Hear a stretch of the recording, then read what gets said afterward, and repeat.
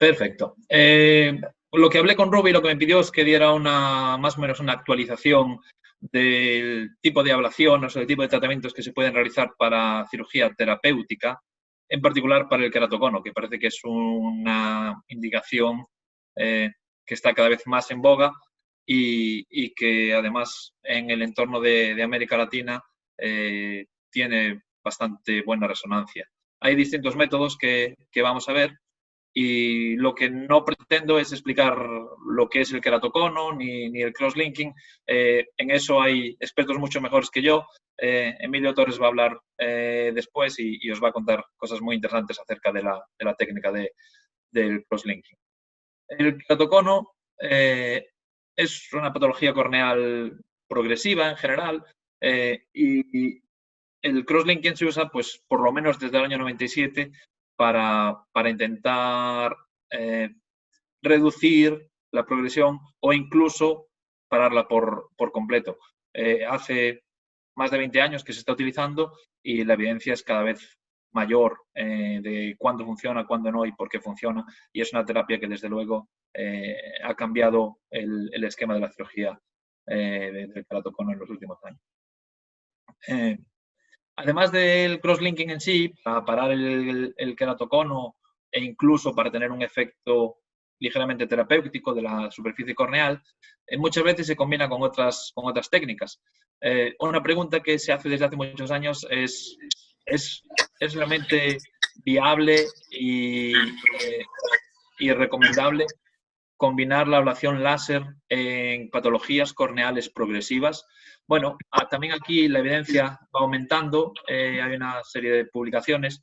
Aquí tomé simplemente 3 revisiones relativamente recientes, pero sí se puede ver que hay un aumento en el uso de ablación combinado con crosslinking mediado con riboflavina para, por un lado, homogeneizar la superficie corneal, que es lo que obtenemos con la ablación, y por otro lado, reducir o por completo detener la progresión del queratocono. Con lo cual, desde el punto de vista teórico, la combinación de ambas va a ser positiva, pero eso, la evidencia se ha ido ganando con los años. A nivel de cómo se puede hacer, parece que lo más lógico sería hacer ablaciones transepiteliales, porque para hacer el crosslinking tenemos que retirar el epitelio de todas. Entonces, ¿por qué no retirarlo directamente con el láser? Y gracias a ello también poder mejorar la correspondencia entre lo que hemos medido y lo que estamos ablacionando. Y cuando hacemos las ablaciones transepiteliales, hay por lo menos 2 maneras de hacerlo. Podríamos hacer la manera clásica, que es hacer primero una PTK con la idea de retirar el epitelio y después una PRK, o podemos hacer al revés, primero la parte PRK, que corrige parte de la refracción y parte de las irregularidades, y por último una PTK, que lo que intenta es transferir esa forma mejorada de la superficie corneal al estroma por completo. También se han utilizado PRKs, lo vamos a ver en la charla, y se ha hablado en diversas ocasiones de una topografía estromal virtual. Es un tema que también con Farhad Hafezi y con Emilio Torres lo discutí varias veces, pero a día de hoy no hay ninguna plataforma que lo ofrezca todavía. Cuando hablamos del efecto mascador del epitelio, esta cara del epitelio es la que estamos midiendo, que es lo que veríamos en una topografía. Esa topografía nos está enseñando, por ejemplo, una dioptría y medio de astigmatismo. Pero el epitelio nos está enmascarando el estroma. Normalmente el estroma es más irregular que el epitelio, normalmente. De manera que esta topografía de la cara anterior de la córnea, que realmente corresponde con el epitelio, si retirásemos el epitelio, presentaría esta forma mucho más exagerada, donde la dioptría y media de toricidad, de astigmatismo, se ha convertido en casi 3 dioptrías, simplemente por el efecto enmascarador del epitelio. No solo eso, sino que la parte más plana de la córnea es en el epitelio 37 dioptrías y 35 en el estroma, mientras que la más aguda, también al contrario, de 43 a 44.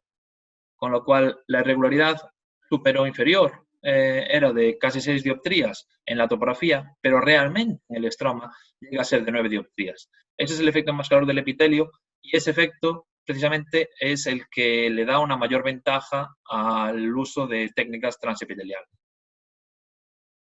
Decíamos antes, se podría hacer primero una PTK transepitelial y luego una PRK.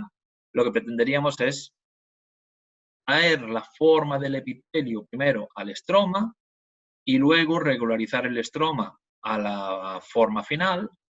Se podría hacer la PTK de segundo, de manera que lo primero que intentamos es regularizar la córnea desde los primeros pulsos lo mejor posible, suponiendo que el paciente va a ser colaborador mejor en la primera fase del tratamiento que cuando aparezca la fatiga, y después trasladar esa forma a la profundidad final, mientras que cuando hacemos una PRK estamos eliminando el epitelio de forma mecánica y lo que aplicamos después, medido topográficamente, no corresponde 100% con el estroma que estamos trabajando.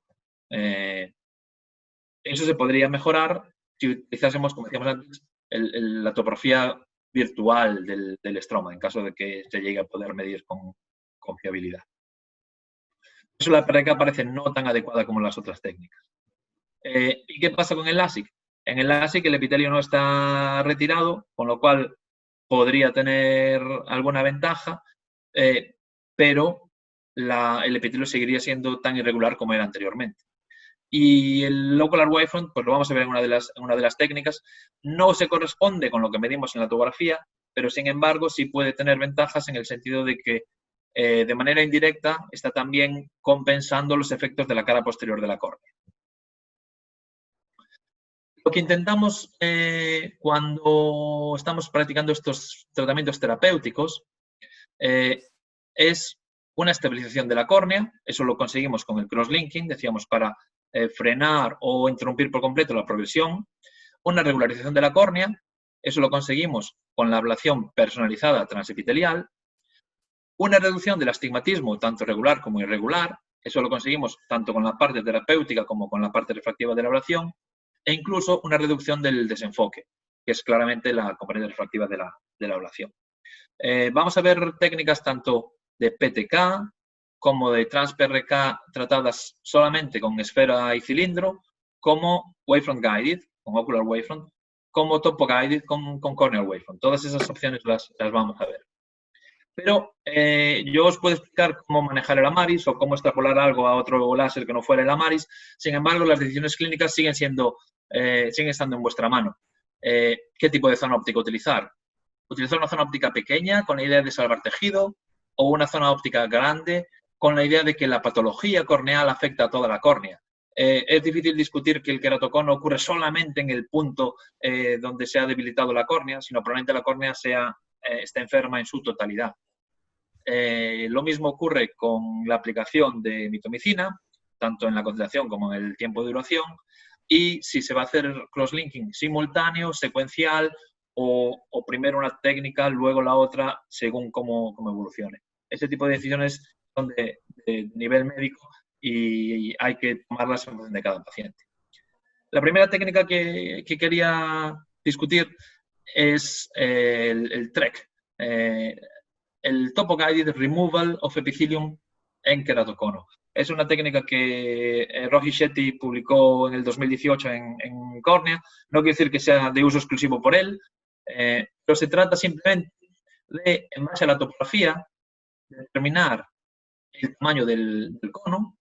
Se puede determinar incluso de forma elíptica, tanto en la zona horizontal como la dimensión vertical, así como la posición del cono. De manera que con una PTK lo que estamos intentando es remozar el epitelio exactamente en el cono y atacar unas 20 o 25 micras de estroma para pulir el pico del cono. En el artículo de córnea presento tres casos. En la parte superior vemos la topografía preoperatoria de los tres casos y en la inferior vemos la topografía postoperatoria. En todas ellas se observa una mejora y en todas ellas se observa una regularización de un astigmatismo irregular a un astigmatismo más regular. No son grandes cambios los que se observan. Sin embargo, cuando vemos el efecto en los pacientes, sí hay una mejora importante.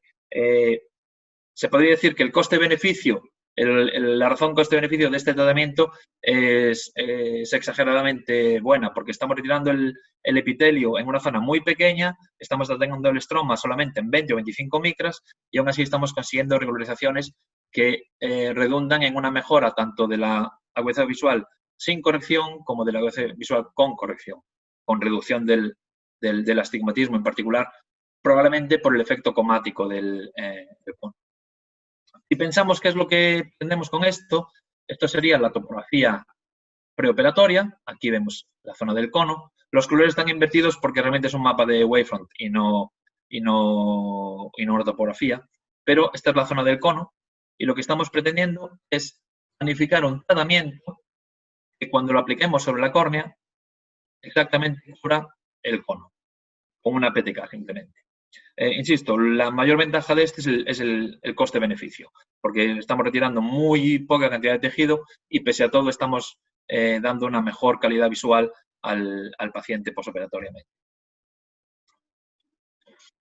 Si seguimos por este mismo camino, en vez de usar una zona óptica pequeña, si tenemos una zona óptica grande, o por lo menos grande entre comillas, pues estamos en el protocolo de Creta.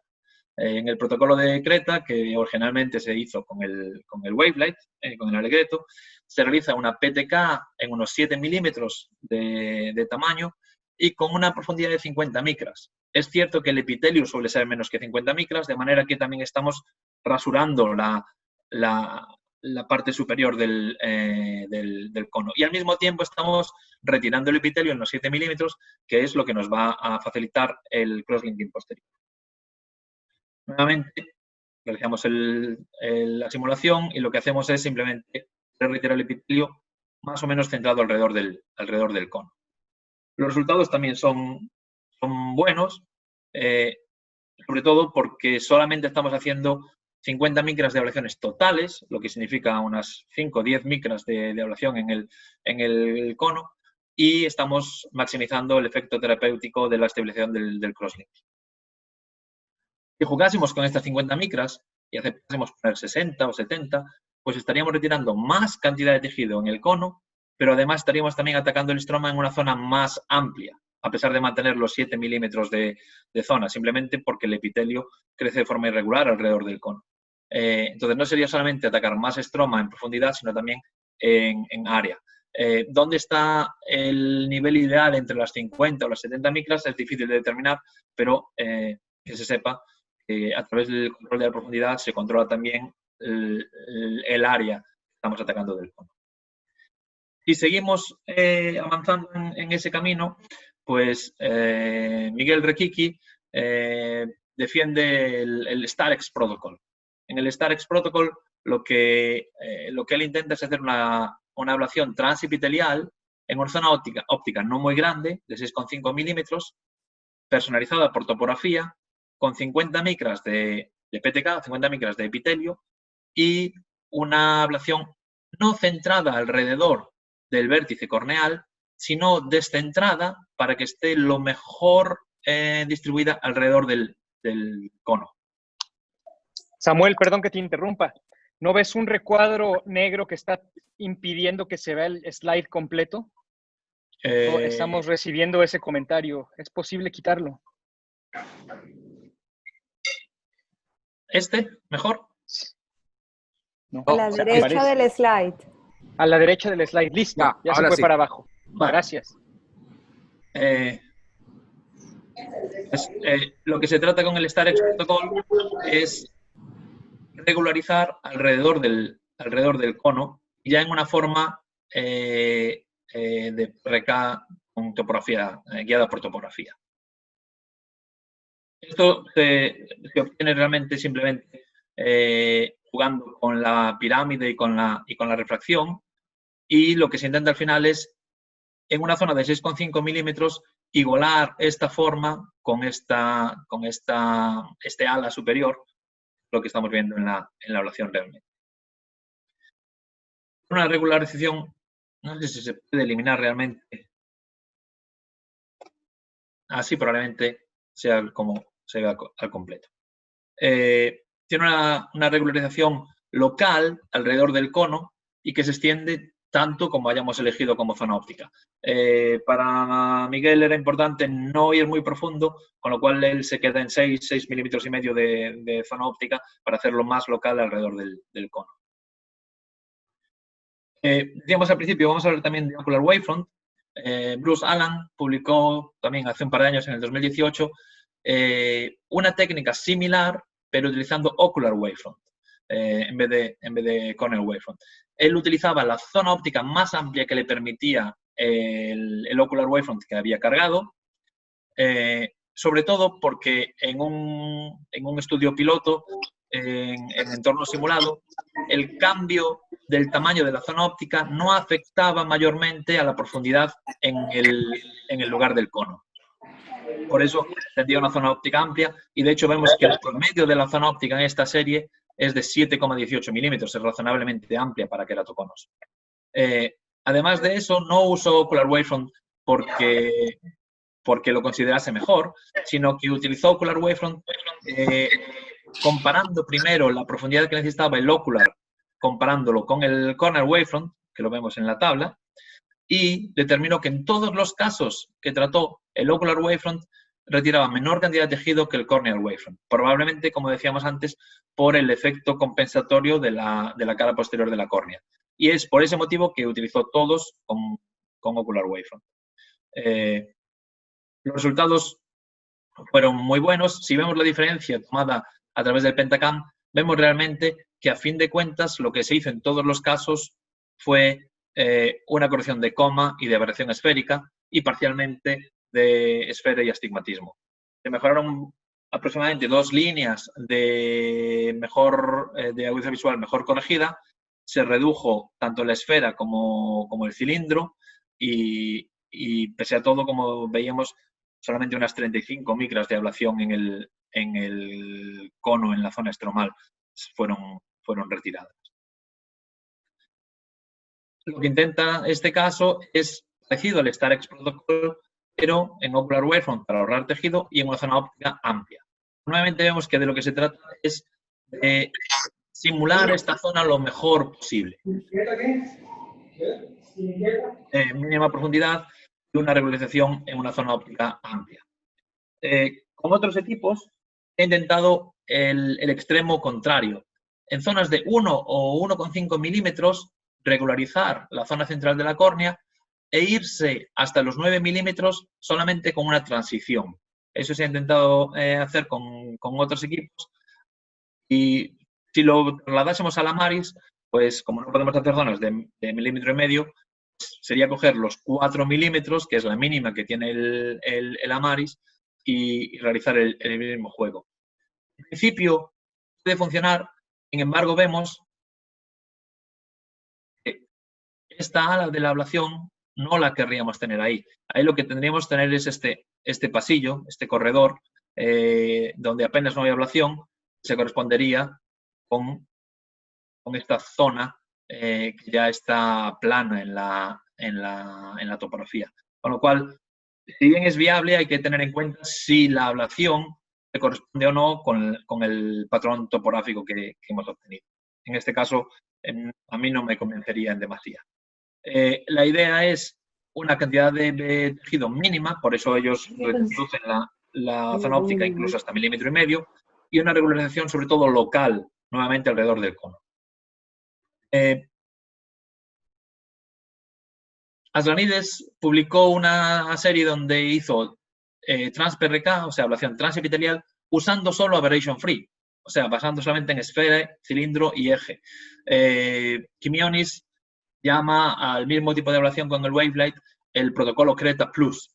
En este se usa una base esferocilíndrica sin base topográfica, se reduce la zona óptica para no castigar demasiado la cantidad de tejido y se limita la ablación estromal a 50 micras. Si ponemos otras 50 micras de epitelio, pues serían unas 100 micras totales. Los resultados eran buenos e incluso hay una mejora en los índices topográficos, sobre todo debido a la irregularidad del epitelio que hablábamos antes. En este caso, no estamos superponiendo una ablación guiada por topografía, sino una ablación esferocilíndrica, y vemos que, por ejemplo, la ablación máxima en este caso no se corresponde con el cono exactamente, o sea que la correspondencia topográfica no se da, pese a ello la mejora en los índices es clara y sobre todo la eficacia de la componente refractiva es mayor porque hay, digamos, menor ruido de fondo. Recientemente, lo leí hace un par de meses en el JCRS, salió el protocolo Tel Aviv, donde lo que hacen es lo mismo, pero ni siquiera transepitelial, pero sin siquiera planear una ablación transepitelial, sino planean una PRK profunda y aceptan que la PRK se va a quedar en el epitelio en muchas de las zonas y solo va a alcanzar el estroma en algunas de las zonas. Pero la idea básicamente es la misma. La idea es tomar ventaja de la eficacia refractiva de los tratamientos tanto Wavefront Optimize en el Wavelight como Aberration Free en el Amaris. Como conclusión, yo conscientemente no ataqué la cuestión de si tiene sentido o no tiene sentido ablacionar en córneas patológicas, sino yo reinterpreté la cuestión de manera, si queréis ablacionar córneas patológicas, ¿cómo se puede manipular el Amaris para hacer lo que creáis más adecuado para estos pacientes? La evidencia está creciendo de que sí es posible hacer ablaciones controladas y combinadas con crosslinking para obtener mejoras tanto en cantidad visual como en calidad visual o calidad de vida incluso. Y todos son de alguna manera adaptables al Amaris. Probablemente sean adaptables a cualquier otro equipo, pero en particular al Amaris. Lo que hemos aprendido en general cuando revisamos todas las técnicas es que lo importante es aplanar el cono. Simultáneamente, como probablemente lo combinemos con el crosslinking, retirar el epitelio en unos 8 milímetros al menos para poder hacer el crosslinking epi-off de manera tradicional, convencional.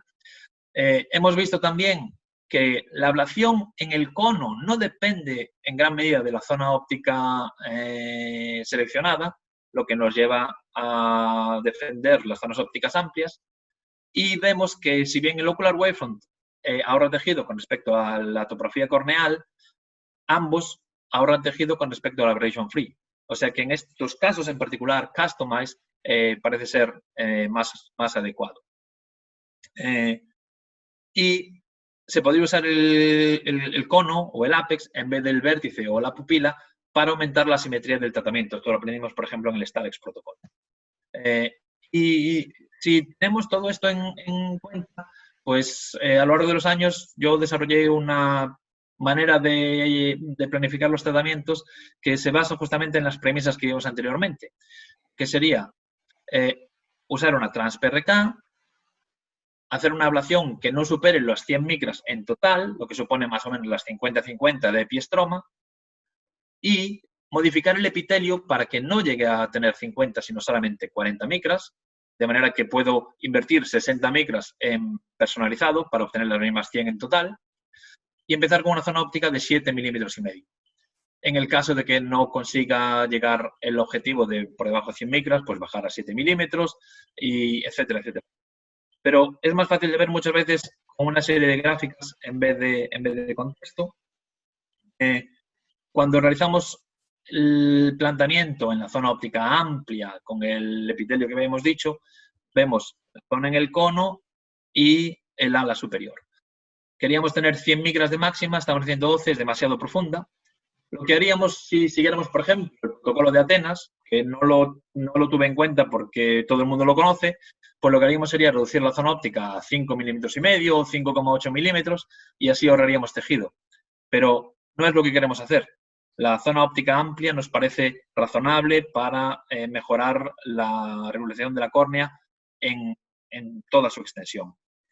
Entonces, lo que recomendaríamos primero es pasar del offset asimétrico, que es el estándar de la Amaris, al offset simétrico, y vemos que la ablación se desplaza, hemos visto que se desplaza en la dirección del cono, vemos que el ala superior ha aumentado, pero vemos que la profundidad sigue siendo mayor de las 100 micras.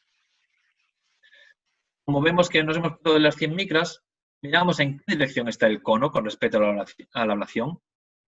Esa dirección suele ser perfectamente correspondiente con el eje del coma, y entonces modificamos el offset, que ya lo habían puesto en simétrico, lo modificamos a este eje, a estos 55 grados en vez de los 74 grados que tenía ahí.